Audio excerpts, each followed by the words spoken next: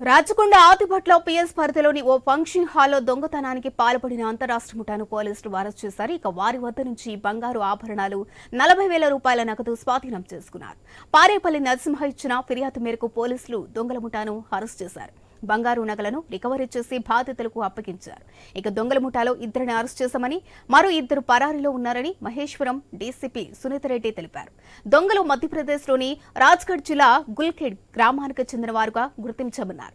గుల్ఖేడ్, హల్కేడి, కడియా గ్రామాల్లో దొంగతనాలను వృత్తిగా ఎంచుకుని ట్రైనింగ్ సెంటర్లను ఏర్పాటు చేసుకుని దొంగతనాలకు పాల్పడుతున్నట్లు డీసీపీ సునీతారెడ్డి వెల్లడించారు.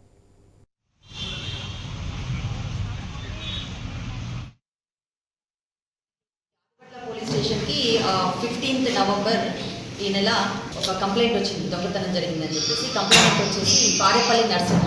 ఇతను వచ్చి మనకి ఇచ్చిన కంప్లైంట్ యొక్క సమాచారం ఏంటంటే 14th రోజు, అంటే దానికి ముందు రోజు ట్రాంక్విల్ రిసార్ట్లో వాళ్ళ అమ్మాయి మ్యారేజ్ చేస్తున్నప్పుడు గుర్తు తెలియని వాళ్ళు స్టేజ్ మీదకి వచ్చేసి వాళ్ళ వైఫ్ దగ్గర ఉన్నటువంటి ఒక బ్యాగ్, అందులో ఒక 40,000, తర్వాత 18 తులాల బంగారం అనేది తీసుకొని వెళ్ళిపోయారు అని చెప్పేసి మనకి కంప్లైంట్ ఇవ్వగానే ఇమీడియట్గా మనం ఒక కేసు రిజిస్టర్ చేసాము. Crime number 687/2024.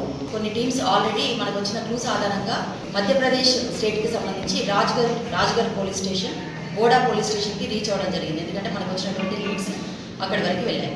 ఒక 4 వ్యక్తుల్ని అదుపులోకి తీసుకుందామన్న ప్రయత్నంలో ఇద్దరు అక్కడి నుంచి ఇమీడియట్గా పారిపోయారు. మనకి అదుపులోకి మాత్రం అరుణ అని చెప్పేసి ఇతను గుల్కేడ్ విలేజ్, తర్వాత ఒక మైనర్ అబ్బాయి అండ్ ఒక ఇగ్నిస్ కార్, కొంత ప్రాపర్టీ అనేది మనకి అదుపులోకి వచ్చింది.